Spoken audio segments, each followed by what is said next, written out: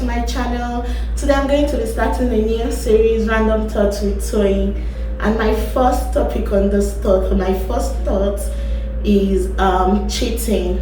Who is to be blamed? The cheater, the main dude or chick, or the side chick or side dude?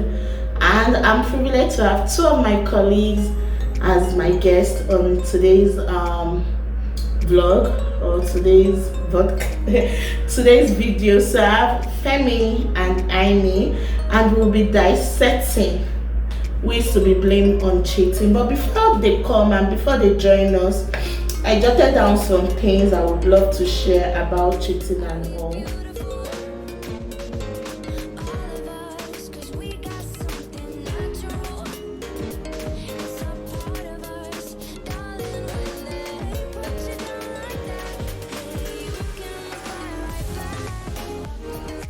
So I actually penned down some of my thoughts, and one of my thoughts is when this topic came, I had to do my research from the Bible and all, and the Bible has a whole lot to say about adultery and unfaithfulness. It is even in one of the 10 commandments specifically prohibits adultery, and it teaches us that Jesus teaches us that adultery is a sin that leads to death. That's in Matthew 5:27 to 28. So cheating is not just violating your partner's trust, but it's also a sin. And I think at this stage, one thing we don't want to do is saying, though yes, it's quite difficult for some people and all, but the thing is, for me, I feel cheating is an intention, and there is an intention to do it. So when one party cheats, the person has made the person has the intention and has made the decision to cheat. But on this episode, we are going to be talking about how do we move forward from it and lessons that we can learn to. So we just need to again, I'll say consecrate ourselves, and also pray for the spirit of discernment not to end up with a cheating partner, and pray whenever you want to make decisions that God gives you the grace to stay loyal to your partner.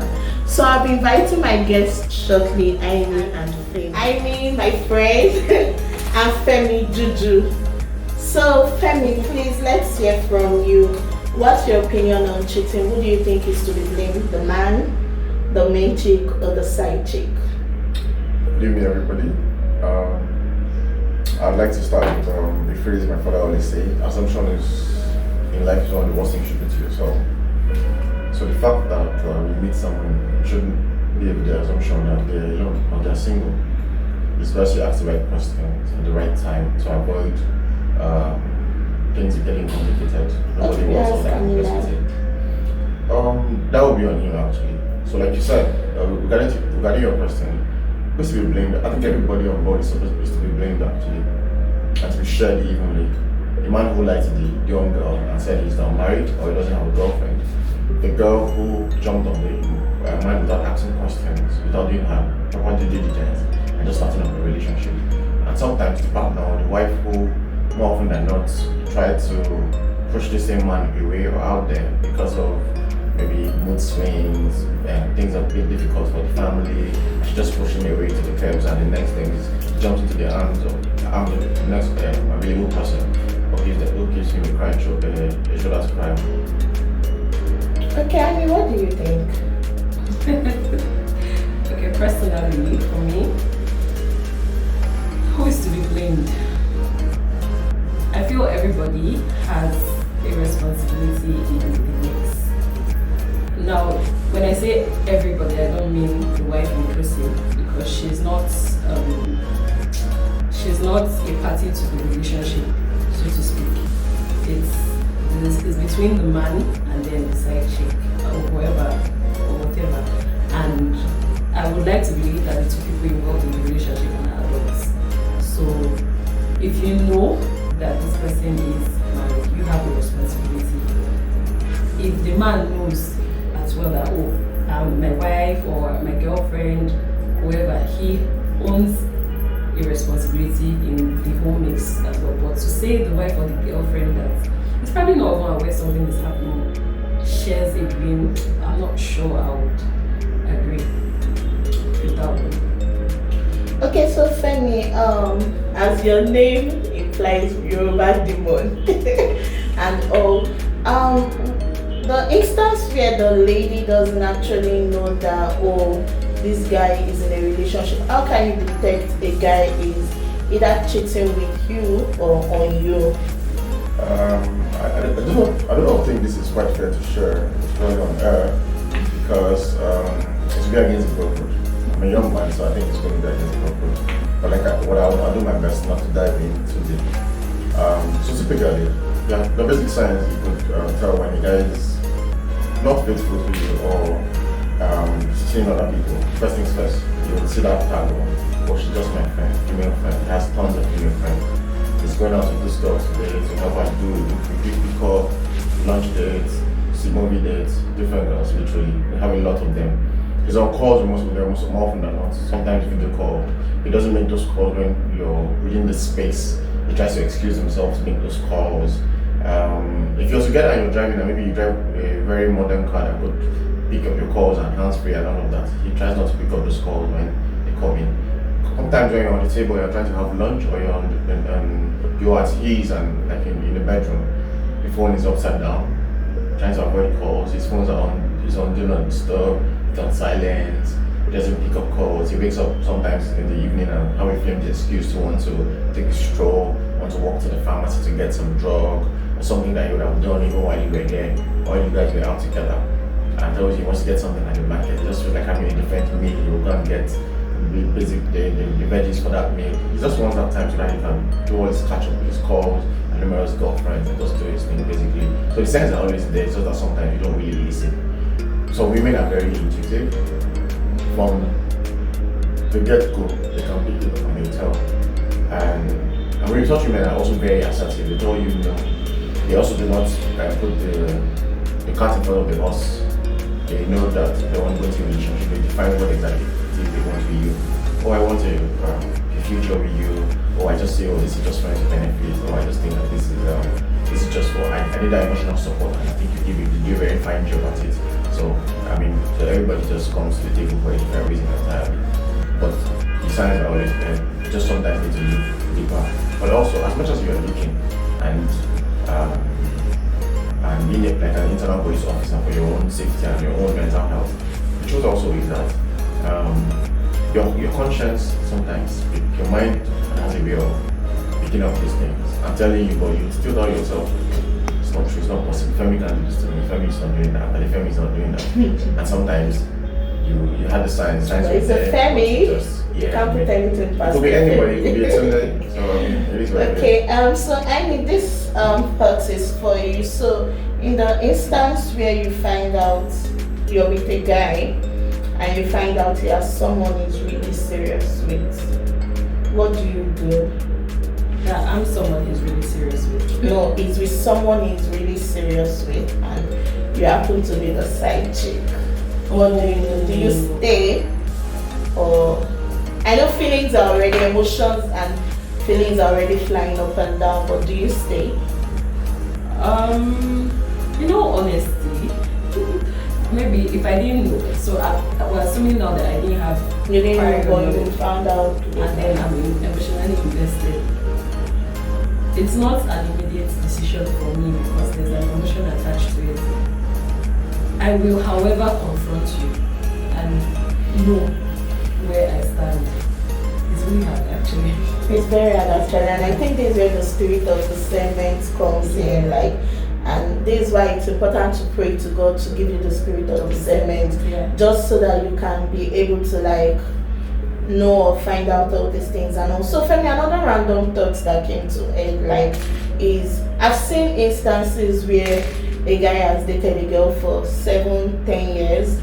Not like he doesn't like her, but I've seen instances where another guy meets a girl today and is like, this is the person I want to get married to. So is it a myth that when a guy meets the one he knows, or is it just an age thing or mentality? I don't know, because I'm of the opinion that if this guy meets you today and he likes you, like he's already committed, or if he doesn't like you and he just wants to play around, he would play around. Okay. For me, basically, I would say that this thing is very differ depending on the situation. Some relationships don't start as relationships; they actually start as situationships. In the sense that one night out, sex gets involved, little rumble on the bed, and freaking under the sheets, and the next thing is you start a relationship. And the woman wakes up the next morning and asks you, so what are we? And because you're also a very gentleman, you're quite civil and you don't want to break her heart or you don't want to ruin things, but you kind of enjoyed what you shared the night before and you want to keep it that way, instead of just jump and get invested into a relationship. So it starts with, oh, I never loved that before, it was just supposed to be a feeling, but over time you're trying to develop feelings. But like they say, with time spent, emotions grow, which is honestly true. I believe that. I believe that. Talking from experience. Yes, speaking from experience. I believe that you can go from a loveless marriage to actually a proper marriage. But don't you guys think it's quite difficult, like you're in a loveless marriage? Like, I love a lot, and I can't imagine being in a loveless relationship or situationship with anyone. Like, so it depends on what you call love. Okay, for me, my definition of love is a conscious decision. Oh, I love Tony. I'm into Tony. So now we are using the biblical definition, which is very broad. Love is patient, it's kind, it doesn't envy. No, this is not me trying to be throwing. I'm not trying to turn biblical angle. This is me about morality, being like the proper thing to do. If I had a sister, what would I expect? Love is a decision. I might have my excesses, I might have my shortcomings, I might also have my history, I might have little baggage, but I should be able to sit down and say, you know what, at this point, laying them all down here. I'm picking this one and I'm going to take seriously now, and this is who I want to build something. That's what love is basically to me. An Indian American preacher, a very popular Rabbi Zachariah once mentioned, he said love is hard work. Love starts from wow to all no. The wow part is the first time you meet your wife. You meet her at an eatery, at a boutique, at an event, and you're like, wow, damn, she looks good. The all no part is when you hit the road age, you ask, putting on fat, or wait in the wrong places. It's different from the same one you met initially. So that's basically what love is. You need to sit down at that point and be conscious and say, okay, you know what? I loved her when she was my career, I'll still love her when she's around. It's a decision, literally. Okay, Aimi, what do you have to say about that? Yeah, I agree. I also feel love is a commitment. You need to really be committed to it. It's the good and the bad. So I always liken love to a parent's love for a child. That's how you should love your partner. So for instance, your child can be, when your child can just be so annoying and they disappoint you sometimes, they do things, but you cannot not love your child. So that's how you should see your partner. There are some things that you don't want. Sometimes you'll be embarrassed by your partner and you don't think, God, can I have another one? Instead of this one, you meet somebody that is like 10 times what your partner is, and they just want to like jump ship and move to that person. But when you're committed, you stay and say, okay, in as much as this person is better than what I have, I'm still choosing you. I'm still staying with you. There were some things I jotted down, and I want you guys to correct me if I'm wrong or no. So, rather than playing the blame game and all, I feel when a man cheats, it's easy to point fingers and assign blame. So the wife might blame the husband for his infidelity because at the altar they said for better for worse to them. They signed their loyalty, more like an oath of loyalty. The side chick might blame the wife for not being enough, and society might blame both parties for failing to uphold traditional notions of marriage. But is this really fair? Is it fair on the side chick? Is it fair on the man? Is it fair on the woman?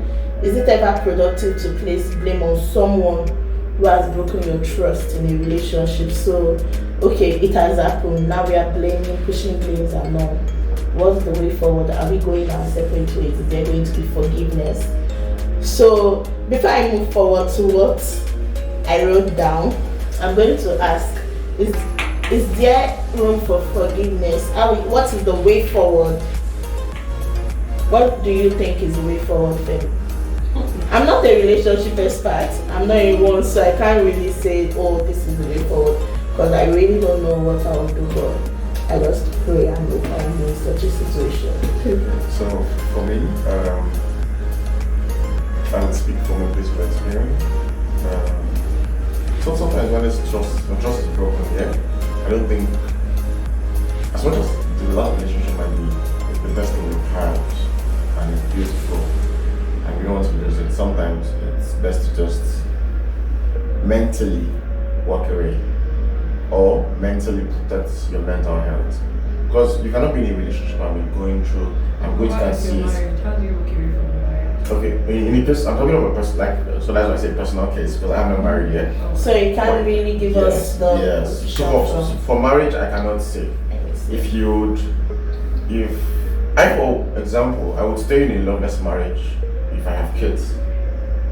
I would not mind staying in a loveless marriage if I have kids. But don't you think that can push you? Like there is a time would come where you will be pushed, because love overcomes or like makes you like make excuse for the person. I agree. So for instance, you love Aimi.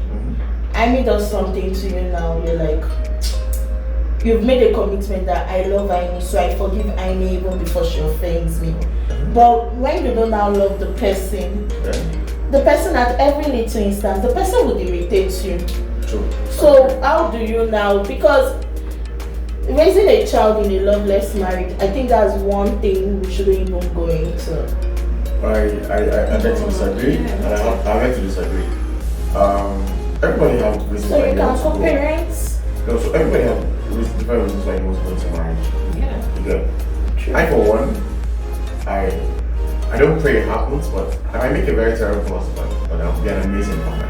I'll be there for them as much as I can, because when I give them an amazing childhood, it's one thing I'll never forget in marriage. So it will be something will hold me ransom. I can't pass down that same love and happiness I experienced as a child to my own offspring. It will be so unfair. So if I end up getting a child out of wedlock, trust me, I would. If the one is civil enough and we could work things out, I don't mind trying to work things out. They say love over time could grow. Yeah, but for my kids, I would stay. What's up if I have a girl child? Oh my God, it's a seal It's there. meant to be sports. Like my wife literally have to beg for that attention. That's not what I want to be intentionally, but somehow mentally it's just there already that, okay, this is it. No, you're a bad mom, you're good too. Well, I would let her know the difference. I would let her know what to expect. I won't be there for you always, but if you must, be careful. This will happen now. At 15, I'm ready to give my daughter a sex education chance. We're gonna have that conversation. I show her how to use this is how to use a male condom. Because I had that conversation with my dad at 17. It wasn't late, but I mean it's something like that. So I sit down and look at him and I'm like, oh, my guy did that. He did well for me. I think it's a discussion we shouldn't shy away from. That would be another random thought, because I was having a conversation with my sister and she was telling me her 10 years old niece, that's from her husband's side, as a crush. And I'm like, crush, 10 years old, but that's a conversation for another time. So I'll just say again, there should be a level of self-responsibility, like instead of blaming others and all. I believe it's more constructive to focus on self-responsibility. When a man cheats, it's important to remember that he's the one, because before a man cheats, he made that decision too. True.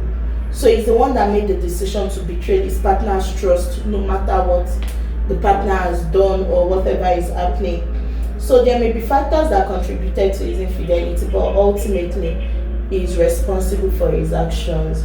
So in the bottom line, the men, I'm sorry, but I feel the man. But what are we saying then? Women too cheat. Yes, women cheat. I was going to say that. I was actually going to ask you, Aimi.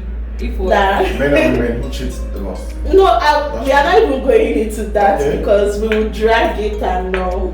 But I'm a woman. I will save my gender. I'll protect my gender. But yes, women also cheat and all. But both parties have to be responsible True. because it's a decision, no matter what. Okay, so a tough question. You're in a Femi, you're married. You're in a dilemma. And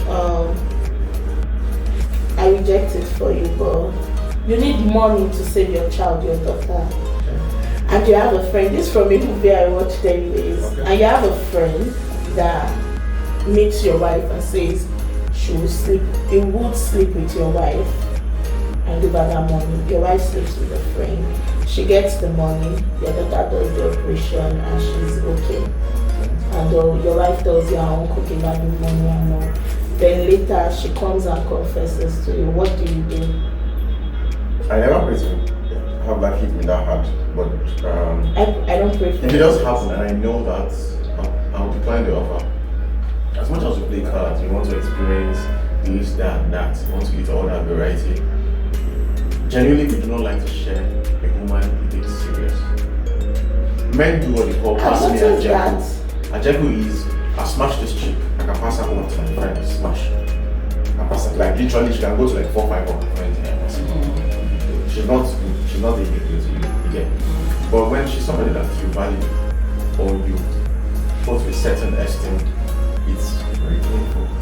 Just to even hear that, it's very painful. I noticed that you guys, is it a pride thing or something like? So for some guys, a lot of guys do a lot of this and that. Like, so there's any questions I would ask a woman if I want to get married. Is anybody that I know? Actually, no. But what if there is a mutual friend and she's been involved, she doesn't know you know the person? No, most times it's best you can tell, okay, where did you grow up? I grew up in Kaduna, I grew up in Edo, all of that, so we can have that conversation. Or I have this friend and talk the wings up, let me use my local answer. Then we can talk about these things. Because you don't want a situation where you're standing at the altar with your wife and somebody is like, maybe I do go. You know, you're past it. I'd rather have my spouse have body counts 150 with people you don't know. People I don't know. Than have body count 2 with somebody I know. Are you serious? Yes. I'd rather have 150. That's an interesting logic. I tell me, I had a beach, I sat on the beach, I had sex in the car, I had this, I had that. Than one person. Because sometimes one person you know, he might not mind his business. He might be very down out and becomes a challenge. As something then becomes a little. So even when you're married to her, it's coming to your naming ceremony, he's talking about how he has slept with your wife in front of her. Not even that. So and some of these things happen born out of when they're under the influence of alcohol. Not even under the influence. Or just want to demean your woman. Once you've seen somebody naked, I'm sorry, it's not hard for you to see the person naked the second time. It's nothing for you. Okay, first though. Yeah, so I really I beg to disagree. I beg to disagree. No, I beg to disagree. So because for me, I'll show you like an example. I've had a feeling like that sometime in this was May 25th, 2018, and all the while we still talk once in a while, but we never could go down because but there were reasons which I can't share on the call. Yeah, but I mean there were reasons why she just sort of. No, that's that. Wait, she didn't agree or you didn't agree? No, sort of she just like this one is off limits because I mean. No, what I'm saying is it's a lot. When push comes to shove, when there is no restriction, when it's just the two of you, when it's not the first time, it takes it. There's no, I don't know how to put it. There's no bad energy. Yeah, there's no bad energy. It's so easy to fall into an old habit. Oh, I mean, that's why we have addicts. Yeah, I agree. So that's why I would say I can understand your notion of saying you would rather eat the 150 than 2 people that you personally because it's going to be women, men, the differences in all basically regards cheating. Women don't cheat. Women cheat. Don't say that. I know, I'm just joking. Trying to like. You know the funny thing? If a woman wants to cheat here, so there's this analogy, but I actually think it's actually an hypothesis. A woman can love 5 different guys and they will all feel that they are chairman. So what I mean by chairman is I'm number one and the most important of them all. He loves me, die. A guy loves 5 women. We know who's number one, who's number two, without asking questions. Yes, because we don't know how to hide how we feel about people. A man cannot fake I love you more than this one. It's going to show. On your birthday, I will buy you a gift 50k. So that one's birthday.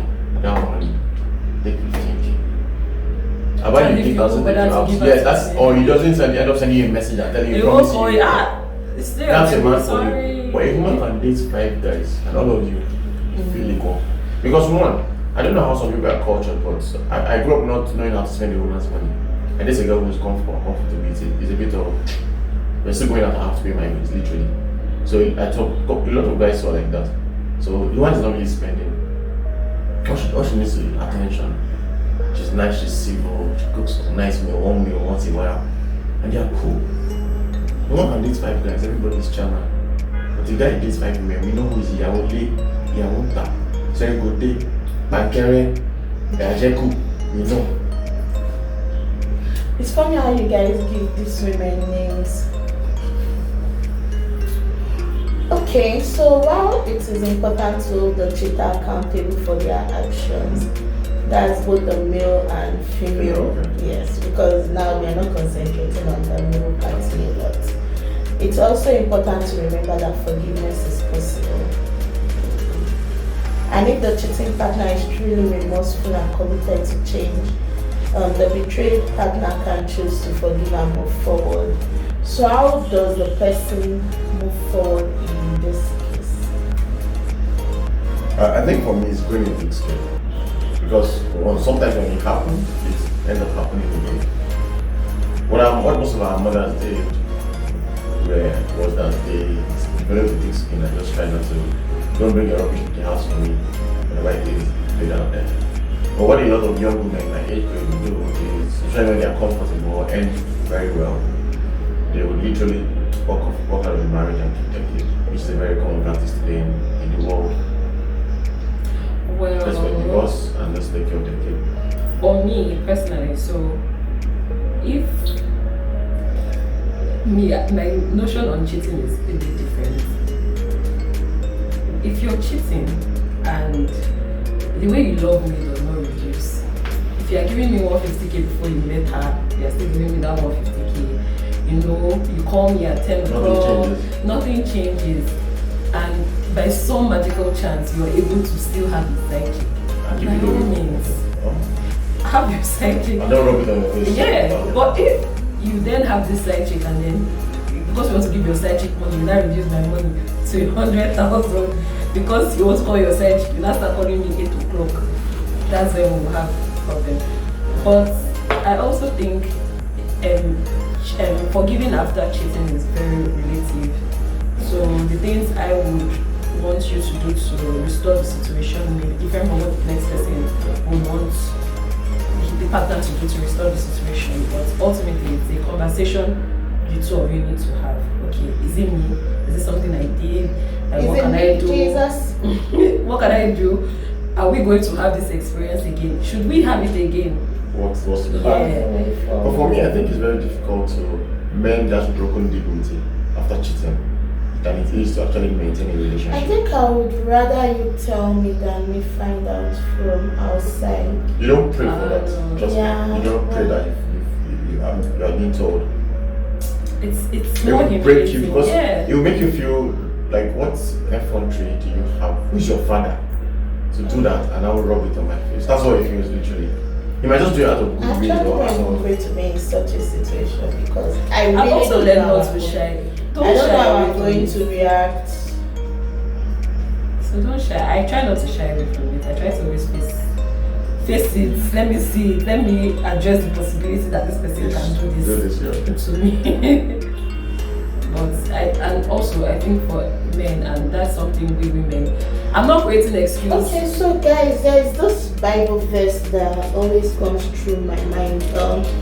Ephesians chapter 5 verse 33, and it says, however, let each one of you love his wife as himself, and let the wife see that she respects her husband. So for the longest time, I had always interpreted it as, okay, the Bible says, husband, love your wives.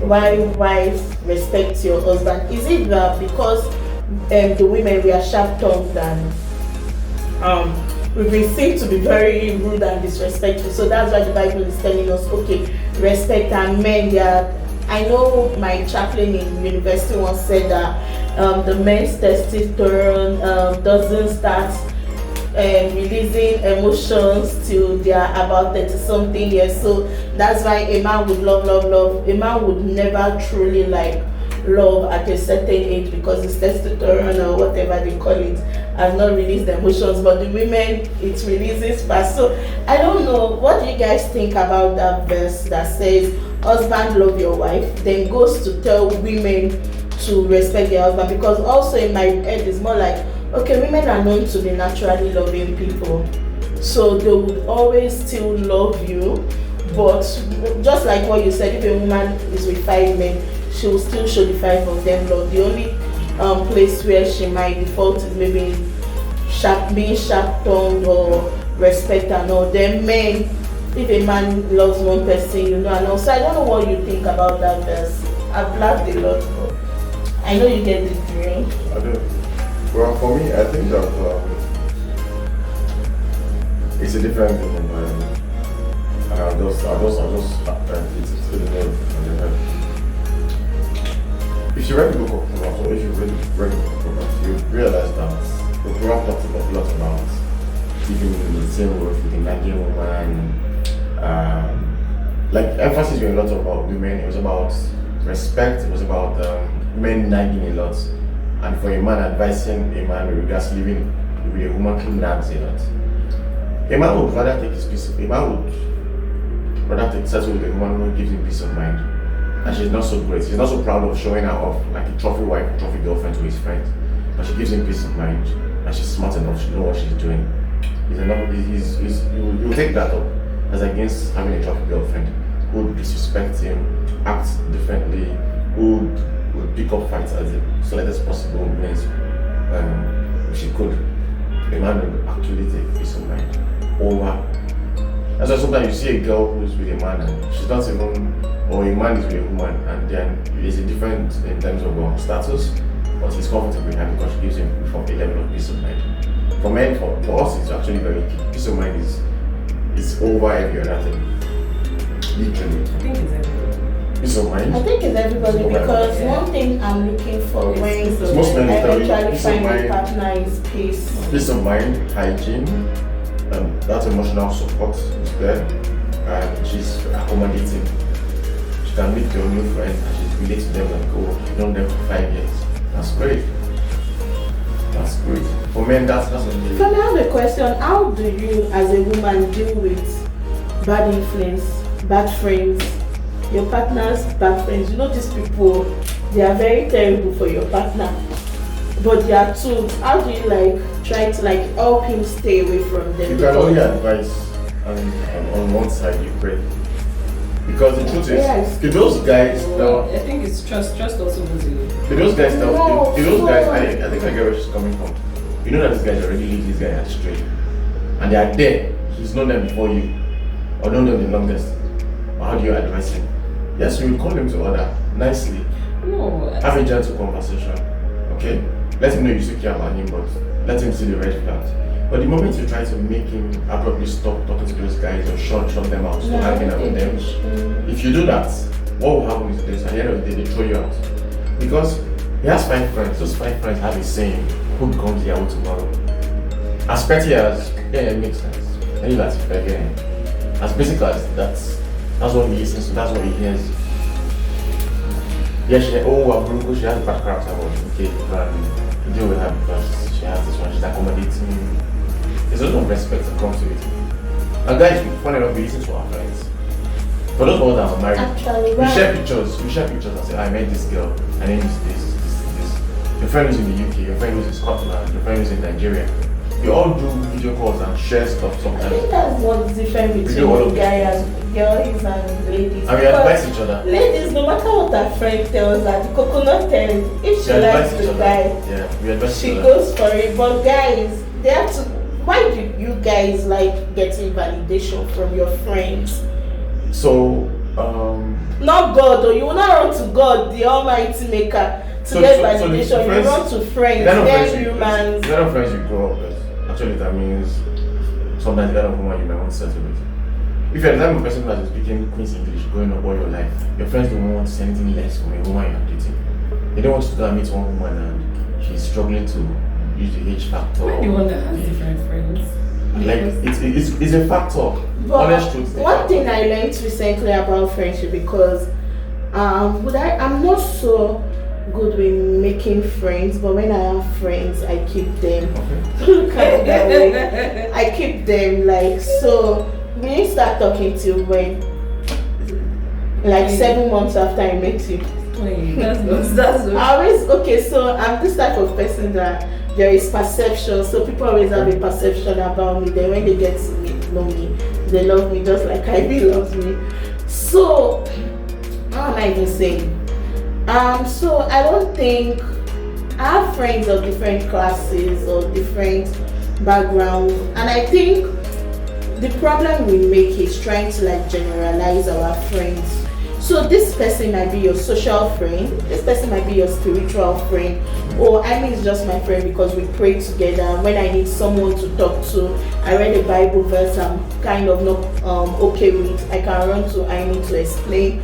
Okay, when I need to just go out and relax, maybe just go to the movies, I have the social friends.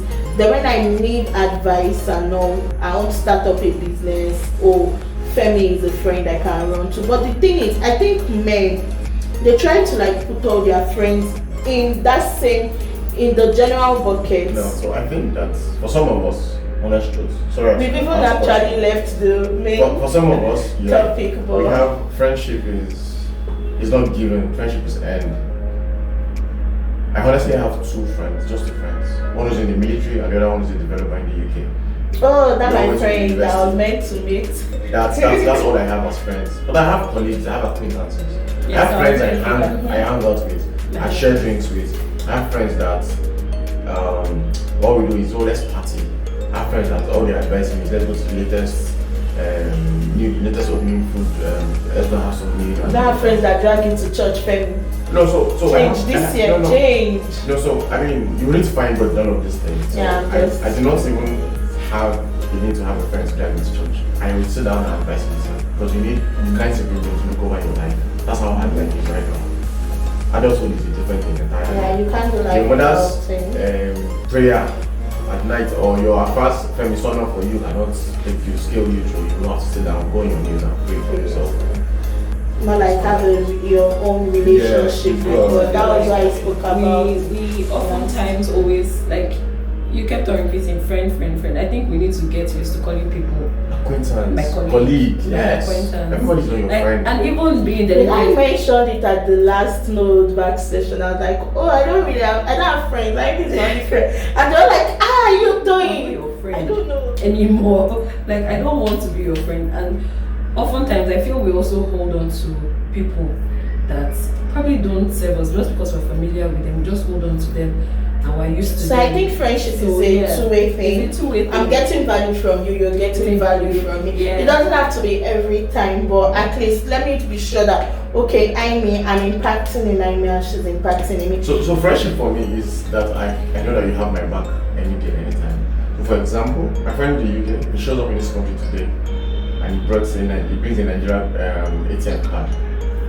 I would not ask him for his PIN, because it would be the same thing if you started using for me investing. Literally, I won't ask him what's your PIN. If we go out and have drinks and I pick his wallet and pay him, I literally would I know the PIN, I know what to punch in. Not a date of birth, but I know. That's what it should be, really. You will ask me for mine, because sometimes you feel like, don't worry, you don't have to do this, but you will ask me. But I literally won't ask him, because I literally will have an idea what it is. So I mean, friendship for me is it's not given. Don't just give people friendship. It's also be. They should always have your back. No, also feel free to. They should call your bluff when you screw up. Your friends should call your bluff. The kind of friends I have to call your bluff. Yes, actually. You set up a meeting. Tell me my rubbish. Tell me my bullshit. Let's have a New Year call together. Jump on that call and you're late 5 minutes. They will come for your head. That's what you mean. I also feel like. No, like catch up. But you should be able to call me on my BS. Like, tell me the truth. They do. Don't see me doing so. I like friendships. Like Aimi is my friend. I see someone, I insult the person, I feel it's okay. Aimi should be able to tell me, Toyin, that thing you did is wrong. That's what it should be. Not That's what it should be. supporting me and it's fun. I don't want this to end. Like we moved from cheating to friendship Yeah. to a lot of things, and I think I've learned a lot from the both of you, and I'm grateful that you agreed to do this with me. I've disturbed everyone in my office. Come and shoot a video with me. But Femi and Aimi came through. Thank you so much, guys. I'm sure my 45 subscribers will be looking forward to have you again when we grow our community to about 2,000 subscribers. And I won't forget this in the hurry. Thank you. Thanks, guys. Say bye to my. Bye, everyone. While I Thanks just for having us over. sit with them and enjoy the video. I hope you enjoyed the time with my guests, Femi and Aimi. So I'll just wrap up with some of my thoughts. And so when, just in case you happen, I reject, but in case we have to be practical. Thank you for watching my video. I hope you learned something in the video. Please subscribe, like, and share. See you next time. Love you.